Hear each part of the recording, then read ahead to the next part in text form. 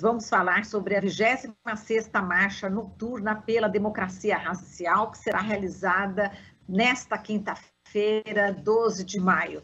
Vamos conversar com Abílio Ferreira, escritor e um dos organizadores da marcha. Olá, Abílio, bom dia, seja bem-vindo. Bom dia, agradeço a oportunidade. Muito bem. Bom, Abílio, vamos falar aqui, inicialmente, sobre o histórico, né, dessa marcha noturna. Eu queria que você falasse como é que surgiu essa ideia de se fazer essa marcha, qual que era o principal aí objetivo, enfim, dá para a gente aí uma ideia de como surgiu a marcha inicialmente, aproveitando aqui o espaço. Sim, a Marcha Noturna pela Democracia Racial surge após um período muito importante da história do país, sobretudo da história do combate do movimento negro contra o racismo. Porque entre os anos de 1988, quando foi que marcou o centenário da abolição da escravatura, e até 1995, que marcou os 300 anos do assassinato de Zumbi, o movimento negro consolidou uma pauta, né, uma contranarrativa em relação ao mito da democracia racial. A Marcha Noturna pela Democracia Racial surge 2 anos depois dos 300 anos do assassinato de Zumbi, em 97. Ela é criada, na verdade, em 96, a partir de uma ideia da doutora Maria da Penha, né, uma advogada negra ligada à OAB, que tem um sonho e que externaliza esse sonho para os militantes, amigos ali, companheiros, e a partir daí nasce a ideia da Marcha Noturna pela Democracia Racial. A primeira foi realizada em 97, realizada sempre na virada entre os dias 12 e 13 de maio, para marcar a ideia de que nós vivemos ainda não consolidamos a transição, né, do trabalho escravo para a mão de obra livre. Exato. E, Abílio, eu queria que você falasse sobre o simbolismo, né, do horário dessa marcha, à noite, 10 da noite, tem todo um histórico, né, por trás, né, desse horário, que vocês saem também com tochas, com velas. Fala desse simbolismo. A partir da ideia proposta pela doutora Maria da Penha, o Instituto do Negro Padre Batista passa a organizar a Marcha Noturna, né? O Instituto do Negro Padre Batista é uma instituição importante da gente mencionar, porque ele está no contexto da criação e do fortalecimento da pastoral afro, junto à Igreja Católica, no interior da Igreja Católica, né? Por isso, a Marcha Noturna tem, tradicionalmente, como ponto de concentração, ponto de encontro, a Igreja de Nossa Senhora da Boa Morte, né, que fica ali na Rua do Carmo.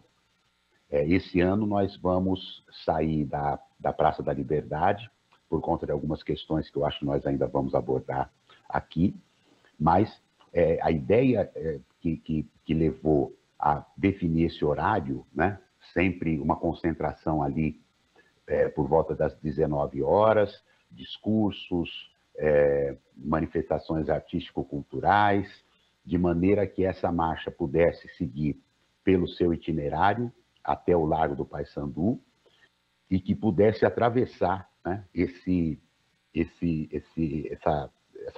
essa transição simbólica aí entre o antes e o pós-abolição, né?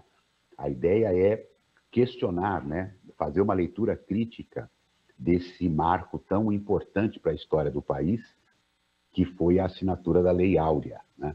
As suas contradições, o seu caráter de ficção, né? A pressão sofrida pela princesa Isabel, que foi a luta do movimento negro desde Zumbi, desde o século XVI, né? Teve como consequência a assinatura da Lei Áurea, e que teve como desdobramento a desigualdade que a gente verifica no país ainda hoje. Exato. E, Abílio, a gente gostaria também que você falasse a respeito dos monumentos, né? Dos monumentos aqui em São Paulo, por exemplo, eu estava pesquisando, enfim, reportagens do qual você também participou, existem 377 monumentos e apenas 4 homenageiam, né, na realidade, as personalidades negras. É isso, Abílio? Pois é, nós levamos quase um século para erigir, neste momento, são 7 monumentos. 3 deles inaugurados agora entre os meses de abril e maio, entre os meses de março e abril, né? O primeiro deles foi o busto em homenagem ao centenário do nascimento de Luiz Gama, que está instalado no Largo do Aroche, e que foi uma conquista já do movimento negro paulistano, né? Da imprensa negra, liderada pelo Lino Guedes, editor do jornal Progresso. Ali no pedestal do busto Luiz Gama no Largo do Aroche, está escrito assim: por iniciativa do progresso, homenagem dos pretos do Brasil. Uma pessoa que hoje vê aquela inscrição no pedestal do busto no Largo do Aroche, pode não, se não tiver esse contexto, pode não entender muito bem essa construção, né? Por iniciativa do progresso, que é o nome do jornal editado entre 1928 e 31, jornal criado justamente para arrecadar recursos para erigir, para pagar o escultor, para instalar o busto ali. Então, é a primeira estátua, o primeiro monumento em homenagem a uma pessoa negra que a gente tem na história de São Paulo. E agora, no último dia, agora há 2 semanas, cerca de 2 semanas, tivemos inaugurada a estátua em homenagem ao Geraldo Filme, né? Lá no antigo Largo da Banana, ali ao lado do Memorial da América Latina, na Barra Funda. Essa foi a 7ª. Né? Então, nós tivemos Luiz Gama, depois tivemos Mãe Preta, em 1955, depois tivemos a do Zumbi, em 2016, na Praça Antônio Prado, a Mãe Preta no Lago do Paissandu, a do Zumbi da atual Praça Antônio Prado, antigo Lago do Rosário, dos Homens Pretos, e a do Tebas, né, o monumento ao Tebas na Praça da Sé, agora em 2020. E agora, a Prefeitura de São Paulo, respondendo a uma demanda que veio crescendo, sobretudo a partir do assassinato do George Floyd e da associação, que eu achei muito curioso isso, o Black Lives Matter associou a violência física sofrida por um homem negro, como George Floyd, à violência simbólica da presença de estátuas de escravocratas na paisagem urbana. E resolveram derrubar estátuas por conta dessa violência sofrida pelo George Floyd. Isso tem pressionado, tem repercutido no mundo afora, né? Haja vista o que aconteceu com a estátua do Borba Gato aí no ano passado, né? Então, o poder público, a atual gestão, se viu na obrigação de dar uma resposta a essa demanda e desenvolveu esse projeto, ouviu pessoas, né, consultou militantes do movimento negro, inclusive, e determinamos, né, houve no frigir dos ovos aí, tivemos como resultado uma relação de 5 pessoas numa primeira etapa a serem homenageadas, né, que foram Itamar Assunção, já teve a sua estátua inaugurada na Penha, a madrinha Eunice, né, fundadora da primeira... Itamar Assunção acho que dispensa apresentação, né? A madrinha Eunice, que é a fundadora da primeira... Hein? A madrinha Eunice... Não, estava concordando com você, né? Esse músico maravilhoso. Perfeito. A gente tem um gap aqui, né? É a madrinha Eunice, que é fundadora da primeira escola de samba em atividade na cidade de São Paulo, né? Fundada em 1937.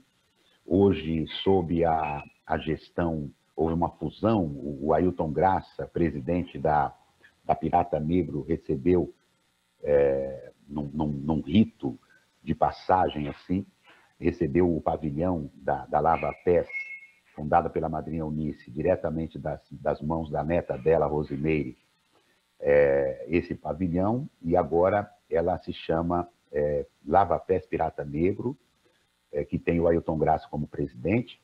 Então, é uma escola fundada em 1937, que teve a primeira mulher presidente, fundadora e presidente de uma escola de samba, uma escola ainda em atividade em São Paulo. A terceira estátua, como eu já disse, foi a do Geraldo Filme, né, que é um dos sambistas, pesquisadores mais icônicos do samba paulistano, né? Autor de sambas enredo em várias escolas de São Paulo, autor, inclusive, de um hino que o Vai-Vai gosta de... É tradição cantar antes dos desfiles, nos ensaios do Vai-Vai, né? Que é aquele que diz: quem nunca viu o samba amanhecer, vai no Bexiga para ver. Né? O Geraldo Filme teve a sua estátua inaugurada há 2 semanas no Lago da Banana. E já está programada, agendada para o próximo dia 15, a inauguração da estátua em homenagem ao Ademar Ferreira da Silva, né, que é o nosso recordista em salto em distância, né, nas Olimpíadas. Depois dele será a vez da estátua da Carolina Maria de Jesus, lá em Parelheiros. A do Ademar Ferreira da Silva será na Avenida Brasileme, ali perto da casa onde ele residiu, e onde a Adiel, filha dele, ainda reside. Nossa, que bom! E aí, o importante é ter realmente aí centenas, né, de monumentos, assim como, né, a gente já tem aqui quase 400 monumentos, né, e apenas esses, mas eu acho que agora, né, com essa mobilização toda, a ideia é que muitos negros, né, centenas de negros, sejam devidamente homenageados aqui pelo papel na nossa história, né? A gente já está no finalzinho aqui, infelizmente, do tempo, viu, Abílio? Mas fala para a gente, você gostaria de dar mais detalhes a respeito dessa marcha, também por onde vocês vão passar, um pouquinho do histórico, só para a gente encerrar, pode ser? Certamente. A Marcha Noturna é pioneira nessa tecnologia de percorrer o espaço contando a história da cidade, da população negra por meio do espaço urbano, por meio do território, né? Ela inaugura esse processo que agora está muito em voga.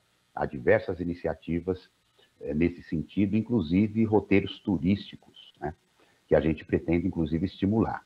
A Marcha Noturna desse ano vai homenagear, vai ressaltar o itinerário tradicional, que partia da Igreja da Boa Morte até o Largo do Paissandu, mas incorpora um itinerário mais recente que diz respeito àquele cemitério dos aflitos, né, que teve as ossadas, as escavações arqueológicas no bairro da Liberdade.